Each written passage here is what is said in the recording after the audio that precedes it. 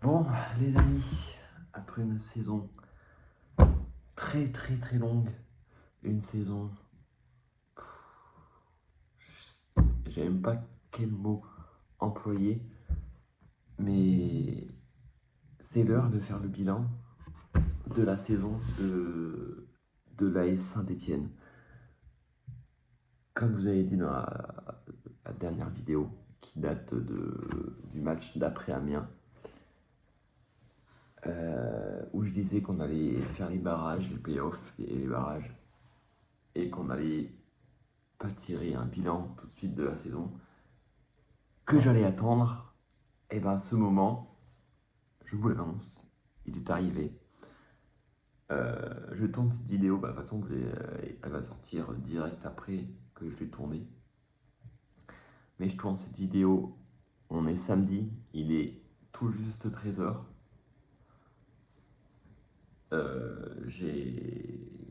Donc le match s'est terminé hier soir.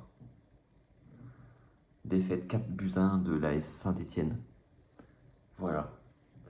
Donc, on se retrouve aujourd'hui pour faire un peu le bilan de cette saison. Voilà. Je vous annonce, je sais pas combien de temps cette vidéo va durer. Je n'en sais rien, je vais dire beaucoup de trucs.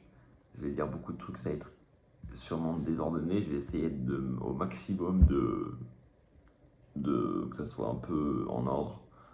À chaque point par point. Je vous promets rien.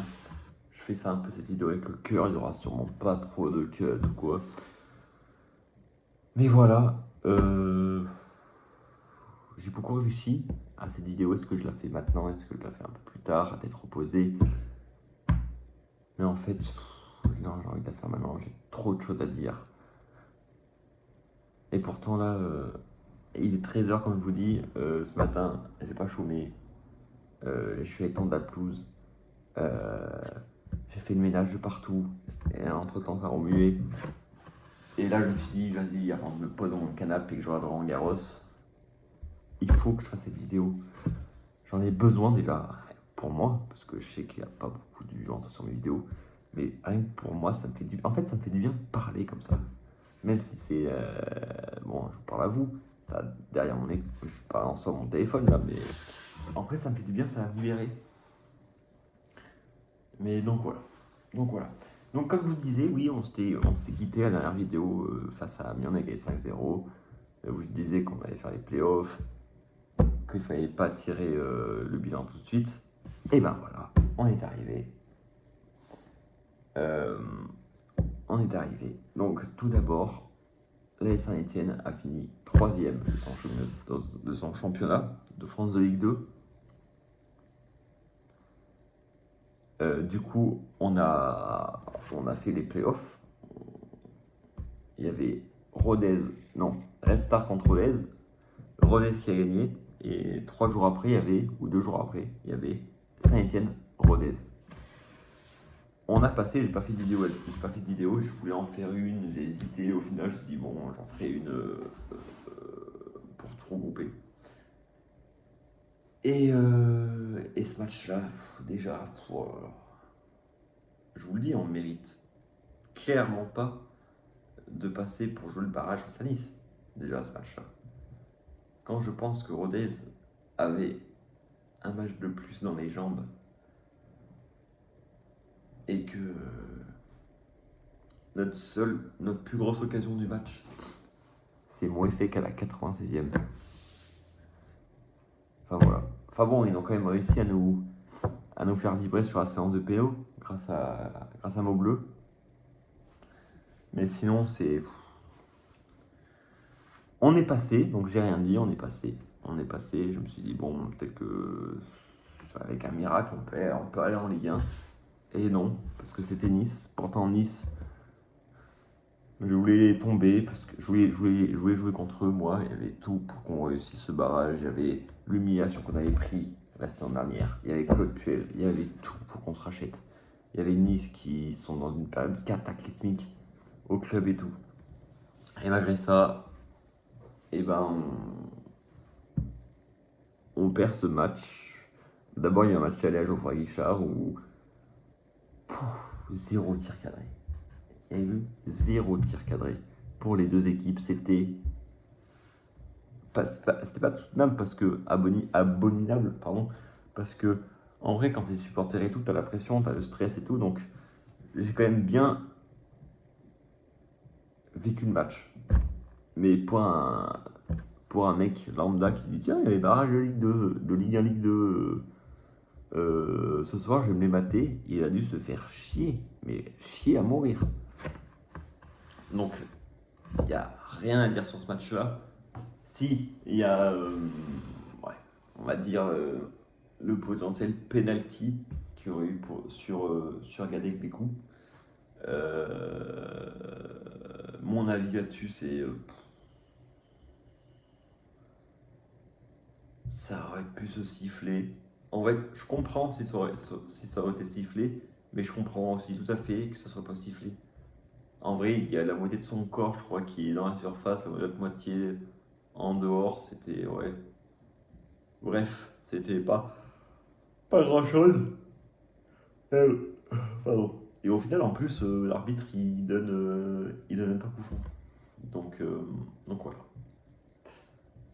Et après, il y a eu le deuxième. C'était arrêté 5 minutes après, où il y a le pied haut de Stassin sur un joueur niçois, où là aussi, il y aurait pu avoir penalty. Je trouve qu'il y avait quand même plus penalty là-dessus que pour nous. Donc au final, je trouve, on s'en sort bien. Mais après, malgré ça, il s'est rien passé, quoi. À part une frappe de Bois qui est en deuxième mi-temps, qui passe pas très loin de la lucarne. Sinon, rien du tout. Et c'est comme ça que le barrage Lave se termine, quoi. Donc après, on a eu ce fameux barrage retour qui était hier soir. Et putain, j'y croyais, hein, c'est ça le pire, j'y croyais. J'avais un peu de pression, mais au final, voilà. Pourtant, on fait une bonne entame. On fait une très bonne entame. On aurait pu ouvrir le score avec Cardona, sauf que Stassin a dévié. Et en fait, Stassin était hors jeu. Après, on a eu une autre occasion, centre de Cardona pour Stassin. Sauf qu'il se jette. Il est un peu trop court, donc il se jette et donc la balle va au-dessus. Et donc là, je me dis, on était en train vraiment pas de les manger, mais on était vraiment en train de les dominer. Donc je me dis, on va le faire, quoi. Il n'y a pas d'autre solution qu'on le fasse pas. Et en fait, petit à petit, ils sont revenus dans le match et ont eu des grosses occasions en fin de première mi-temps. On aurait pu avoir un rouge aussi avec Apia qui a fait un tacle sur Manil Bar. On s'en sort pas si mal que ça aussi là-dessus. Donc voilà, en vrai, la première mi-temps, c'était quand même assez équilibré. On a eu on va dire, nos temps forts, nos temps faibles. Pareil pour Nice. Donc en vrai, c'était assez équilibré. Même si Nice, je trouve, avait les plus grosses occasions dans cette première mi-temps. Enfin bon, on retrouve vestiaire 0-0. Donc voilà. Et donc, on retourne des vestiaires. Nice ont direct pris l'ascendant. On a fait une très mauvaise deuxième mi-temps. Et pareil, c'est sur une erreur d'arbitrage un peu où Nice ouvre le score. En gros, il y a une touche vers le poteau de corner, à droite de notre camp, qui est dans le long et pour nous, qui est mal jugé, donc qui est attribué à Nice.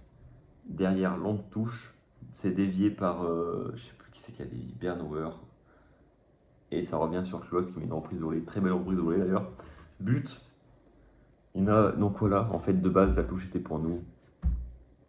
Elle était à Nice. Derrière ça fait but en plus apparemment. Le mec qui aurait fait la touche aurait mis un pied dans le terrain. Je sais pas, je vous avoue, j'en sais pas. Enfin bon. 1-0 pour Nice, on était un peu frustrés sur ce moment-là parce que tu te dis, ça fait chier quoi, ils sont en train de passer sur une erreur d'arbitrage, c'est chiant. Sauf que nous, on va en avoir une belle aussi. On va avoir un cadeau, je trouve, de l'arbitre. Dites-moi ce que vous en pensez en commentaire. Mais la main je sais plus qui c'est qui a fait la main du côté de Nice, mais la main, moi en plus, quand il y a voir la VAR, en gros c'est sur un corner, il y a un duel entre Nadé et Dante. Nadé lui met un coup de coude dans la mâchoire de Nadé. Et en fait, derrière, il y a un joueur niçois qui était genre derrière, qui avait aucune visibilité et qui touche le ballon de la main. Genre, le ballon, il arrive dessus, genre, il était juste derrière Dante. Donc, Dante, il tape le coup de Nadé, donc il tombe et donc ça atterrit sur la main du mec. À vitesse réelle, personne ne l'a vu, aucun joueur l'a vu, rien.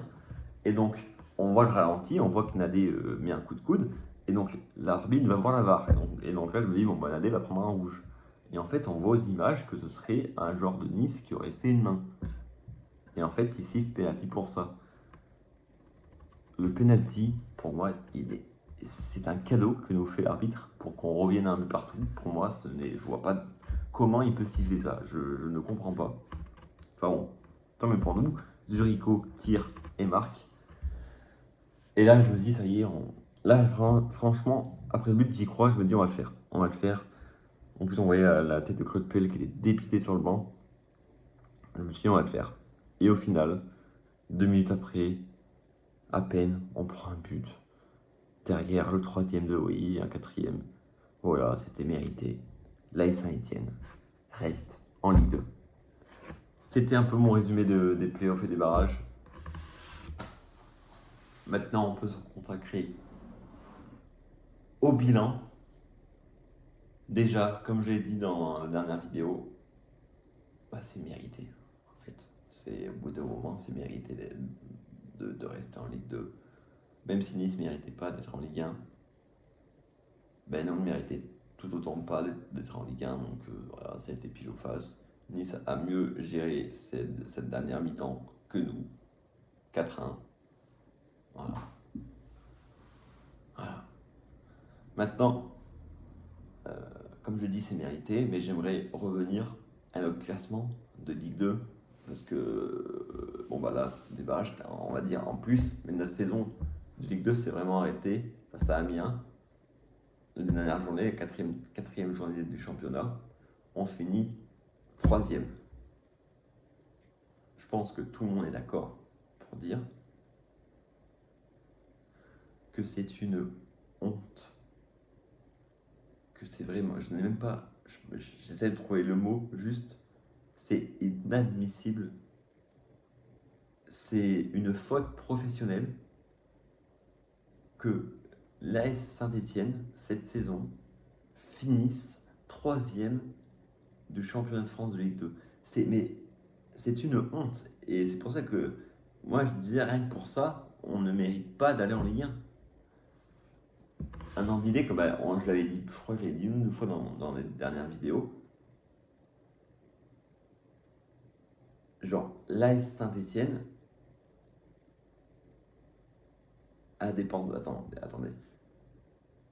Sur plus de 90% du budget de transfert, tout Ligue 2 compris, 90% a été fait par l'AS Saint-Etienne. C'est-à-dire que moins de 10% du budget des transferts des transferts de toute la Ligue 2 ont été faits de toute la Ligue 2 moins de 10% et 90%, plus de 90% a été fait par l'AS Saint-Etienne. Comme je dis aussi, l'AS Saint-Etienne est le Paris Saint-Germain de la Ligue 2. Et je n'ai pas peur de dire ça, l'AS Saint-Etienne est le Paris Saint-Germain de la Ligue 2. Et c'est comme si je vous disais que le Paris Saint-Germain se qualifiait pas pour la Ligue des Champions. C'est comme si à cette année, Paris n'aurait pas fini premier, ni deuxième, ni troisième. Ils auraient fini, on va dire, avec quatrième, parce qu'ils auraient fait du coup les barrages de la Ligue des Champions. C'est comme si Paris aurait fini quatrième de Ligue 1. C'est exact. Et les gens qui disent, oh mais non, c'est exactement pareil. C'est exactement pareil. C'est une honte avec l'effectif qu'on a, les joueurs qu'on a, tout. C'est une honte. Donc pourquoi? Maintenant, on va essayer de savoir pourquoi on n'est pas monté en Ligue 1. Et je vais essayer de répondre à ma petite échelle. Déjà, Horneland. faute en soi, c'est la faute un peu de la direction, mais d'avoir gardé Horneland. J'ai bien voulu, j'ai accepté qu'on puisse le garder en Ligue 2 pour essayer de faire la saison en Ligue 2. J'avais pas de souci là-dessus, j'étais ok. J'étais même content, on va dire. Ouais, j'étais parce que j'aimais bien, donc je voulais savoir tout ce que ça allait donner. Voilà. Au début, ça a bien fonctionné. Et après, la machine elle s'est enrayée aux alentours de fin septembre, octobre.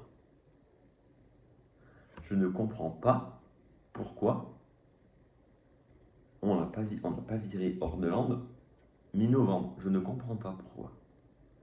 Même, j'allais plus loin. Si on aurait viré Horneland à la trêve et qu'on aurait pris Montagnier à la trêve, c'est-à-dire 3-4 matchs, 3-4 matchs de plus, Montagnier il aurait eu 3-4 matchs de plus, je vous le dis, aujourd'hui, on n'aurait même pas fait des barrages, aujourd'hui on serait en Ligue 1. Et ça me tend en fait. Ça me tend parce que la direction est censée être compétente et d'avoir traîné Horneland jusqu'au mois de février, attendre une défaite à Reims alors qu'il était à 10 contre 11, une défaite à Boulogne. On a quand même, je vous rappelle ils ont viré Horneland après le match face à Reims, mais on lui a dit vas-y, fais un dernier match face à Boulogne. Qu'est-ce que ça donnait Boulogne? On a perdu. Autant Montagnier serait arrivé à Boulogne, on aurait peut-être pris 3 points. Peut-être 1, peut-être 3. On aurait peut-être eu 3 points de plus, ça déjà. Rien que ça. Donc bon. Je n'ai pas de. Je n'ai pas d'autre. Ça m'énerve. Bref. Il y a ça. Il y a aussi le fait, et donc ça je vais y revenir. Du coup, ouais, je continue un peu sur Horneland. Horneland en plus, il a fait commencer la saison super tôt, je crois, Horneland. Genre 2 ou 3 semaines avant toutes les autres équipes. Donc les mecs, ils en peuvent plus, quoi. En plus, c'était tout le temps à fond, quoi, avec lui.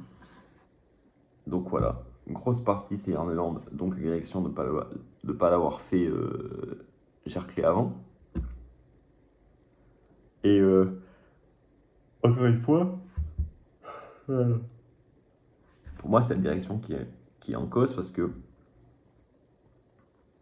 en fait, quand tu gardes Stassin, Zurico et quoi, que tu les enfermes en gros, parce que moi j'ai envie de parler du cas Stassin et Zurico. Zurico, ce sera un peu à part, mais j'ai envie de parler du cas Stassin. Moi j'ai toujours dit ici que Stassin, moi je comprenais qu'ils veulent partir et que moi je comprenais pas pourquoi la Saint-Etienne l'avait gardé. Et en fait, au début, j'étais content, tout le monde était content qu'on garde Stassin et tout. Il n'y avait pas de soucis, tout le monde était super content. Sauf que le mec, ça l'a frustré. Et au final, il a été une saison en demi-teinte, il a été très très bon au début. Une fois que le mercato était fini, il était très très bon.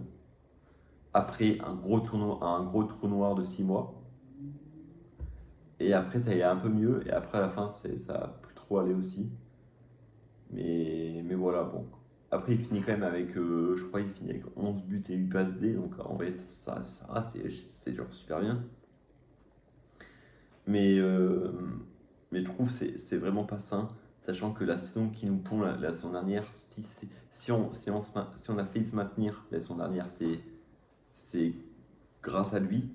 Il a mis 12 buts, il a jamais triché, il a toujours été bon. Donc voilà, et en fait, en plus, il y avait des offres, quoi. C'est ça le pire.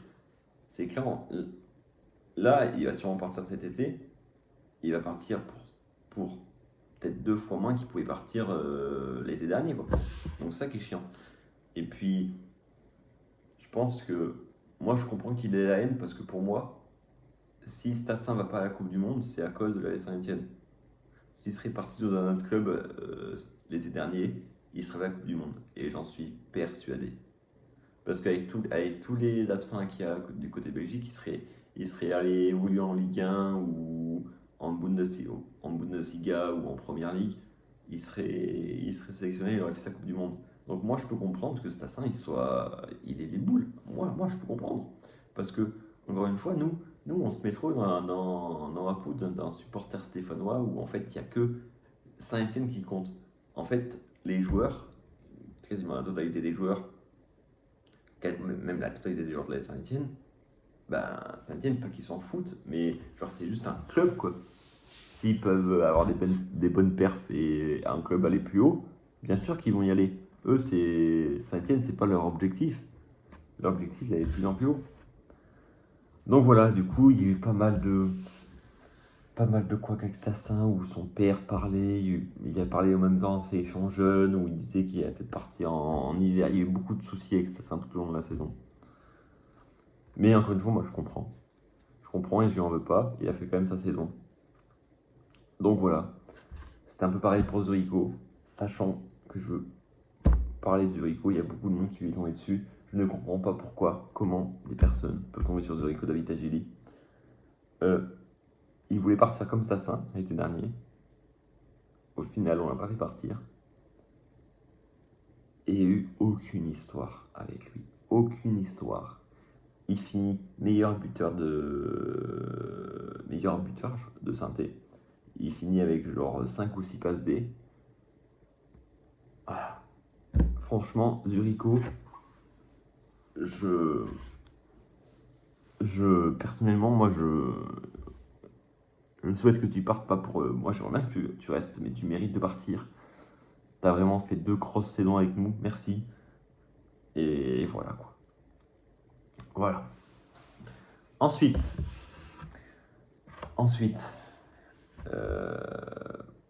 du coup, on a dit que c'était la faute un peu d'Ornand, des dirigeants d'avoir forcé à garder tous ces joueurs. Et du coup, c'était pas trop sain et tout. Même si, du coup, l'arrivée de Montagnier a tout changé en vrai.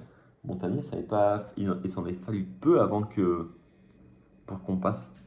Parce que c'était les 4 derniers matchs. Sur les 4 derniers matchs, on en a perdu 3, quoi. Donc, ça qui est un peu chiant. Et que c'était vraiment très frustrant, mais on a fait le faire. Et là aussi, où j'en parlais, il se reconnaîtra.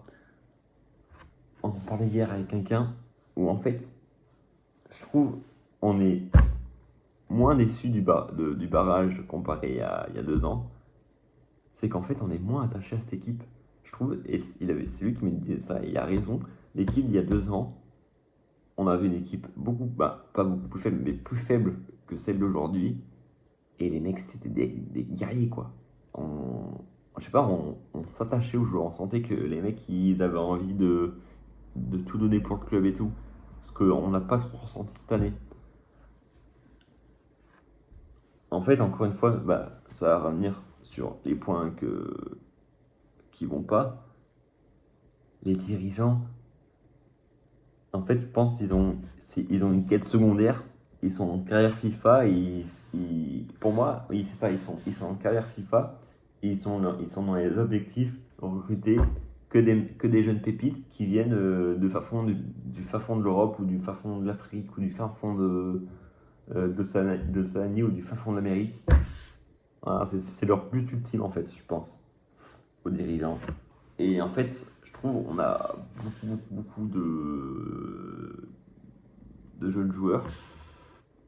En plus, il y a pas beaucoup de Français maintenant. À part au mercato d'hiver où ça a rectifié. Mais je sais pas, du coup, en fait, on a du mal à s'identifier à cette équipe, je trouve, que il y a 2 ans ou quoi. Enfin bon, c'est peut-être un peu confus ce que je dis. Mais voilà. C'est que la Saint-Etienne, du coup, je disais, on est en Ligue 2. Mais, comme je disais, il y a à peu près 2 ans, presque jour pour jour, je crois on est monté en Ligue 1. Quand Wallis nous envoie en Ligue 1, on a été monté le 2 juin. Donc c'est quasiment il y a 2 ans, jour pour jour. Et en fait, je m'en souviens, on était tellement heureux. Mais genre, on était tellement heureux, quoi. C'est abusé. Je m'en souviens être, genre, mais vraiment, on était tellement heureux. Et genre, après, quelques jours après, la montée, on annonce le rachat du club par un mec blindé. Genre, il y a des mecs qui arrivent au club, qui ont une putain d'expérience. Et moi, je me rappelle que, genre, souvent, quand il y a des rachats, il y a beaucoup de. Ça parle beaucoup. Et il y en a qui disent que c'est bien, il y en a beaucoup qui disent que c'est pas bien. Là, tout le monde, tout le monde disait, dans le milieu, tout le monde disait que c'était incroyable pour la Saint-Etienne. Le mec de base voulait racheter un club de première ligue, genre Chelsea ou quoi. Le mec se retrouve à racheter Saint-Etienne. C'est incroyable, franchement, c'était incroyable. Et franchement, il y a 2 ans, et je pense, j'ai pas peur de le dire, je pense que c'est vrai, il y a 2 ans, quasiment jour pour jour, les supporters de la Saint-Etienne étaient les plus heureux de France. Je pense qu'on était les plus heureux de France. J'en suis persuadé. On été les supporters les plus heureux de France. Et voilà, 2 ans après, on en est. Et c'est horrible en fait, parce que en fait, t'as tellement d'espoir. En fait, tu vois qu'il y a Bernard Cayazo et Roland Romier qui se cassent, qui laissent la place à un mec qui a pas une illimitée, mais presque, avec des grandes ambitions. Il fait venir des mecs qui ont travaillé dans des plus grands clubs européens. Et en fait, tu te dis, putain, mais ça y est, on va revenir, on va redevenir grand. Et en fait, franchement, j'y ai cru. J'y ai cru. Mais 2 ans plus tard, eh ben, on en est loin d'être grand. C'est ça le pire, on en est très très loin d'être grand. Donc c'est chiant, ça fait chier. Et, et voilà. Et en fait, le point hyper négatif qu'on monte pas en Ligue 1 aussi, c'est que bah, y a Nantes qui descend en Ligue 1, il y a Dijon, Sochaux qui remontent en Ligue 2. Déjà que c'était pas facile de monter en Ligue 1. Mais alors l'année prochaine, ça va être quelque chose. Sachant que ben, pour moi, Stassin va partir, Zurich va partir. Il y aura des gros changements. Je pense il y aura beaucoup de changements. Donc on va réécrire une page. Donc, j'ai pas envie de m'étaler trop vite, hein, mais l'année prochaine, ça va être encore très dur de remonter, hein. Donc voilà, petite pensée à ceux qui disaient que c'était bien qu'on redescende en Ligue 2, comme ça on pourra rebâtir vraiment quelque chose. Voilà, voilà où on est. Merci à Kilmer d'avoir acheté le club au passage. Je dis pas ça, ça va vieillir. Franchement, malgré la descente et tout, déjà, je trouve, on a été tellement con, mais tellement con d'accepter la descente l'année dernière. On a été, mais je vous jure, accepter ça. Le mec arrive, il met 25 bars sur le mercato, on descend. C'est comme si Paris FC serait descendu cette année. Ça aurait été un peu honteux. Bah, Saint-Etienne, c'est pareil. Je trouve ça honteux. Et nous, les supporters, on a rien dit. On n'a rien dit. On était tous là, ouais, bon, bah, c'est bon, ça ira bien en Ligue 2. Comme ça, on va créer un vrai projet en Ligue 2. Mais fermez-la, putain. Regardez, on en a encore en Ligue 2. Et le temps, il sera encore pendant 2, 3, 4 ans, on ne sait pas. On sait pas. Si la direction, ça ne change pas, on n'est pas prêt d'en monter, hein. Moi, je vous le dis. Enfin, voilà. Voilà, je vois qu'on est déjà à 30 minutes de vidéo, j'ai beaucoup parlé, j'ai pas vu le temps passer. Je vais m'arrêter là, parce que sinon ça va faire 1 heure.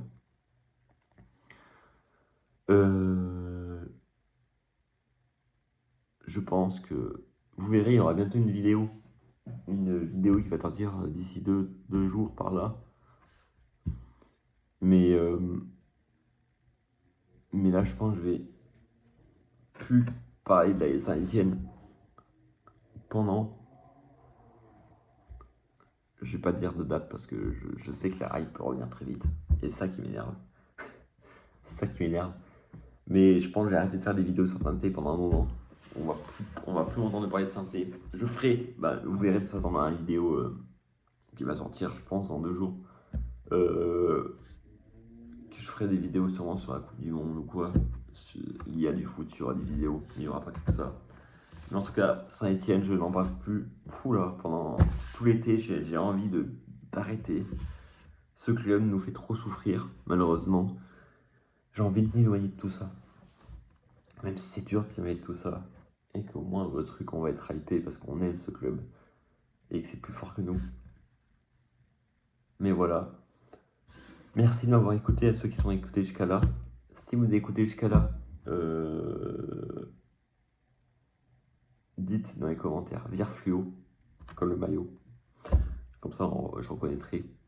Je dis ça comme s'il y avait genre 150 000 personnes qui me regardaient, alors qu'il y a 10 personnes qui me regardent. Enfin bref, ça fait chier en vrai de continuer en Ligue 2. On est malheureux. Mais on est toujours là.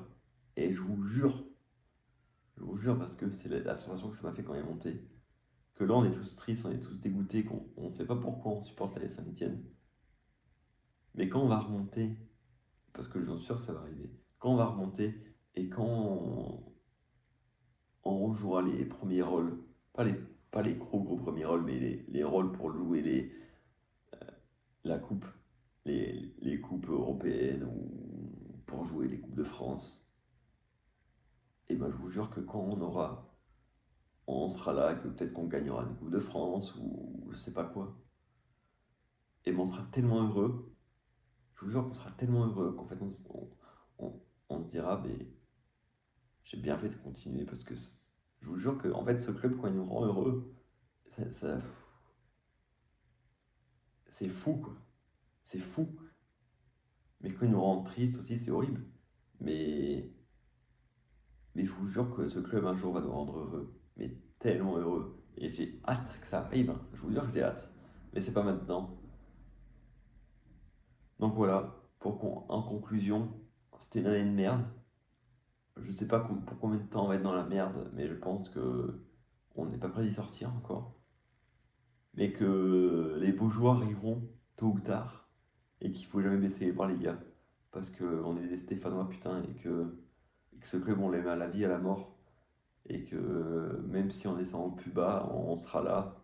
Parce que, je sais pas, c'est notre ADN quoi. Je ne me vois pas supporter un autre club que la Saint-Etienne. Donc voilà les gars, sur ce, allez les Verts. Et comme je dis, à la vie, à la mort. À bientôt, on reparle bientôt de beaucoup de trucs, mais pas de la Saint-Etienne. Sur ce les gars, c'était Julien. Ciao.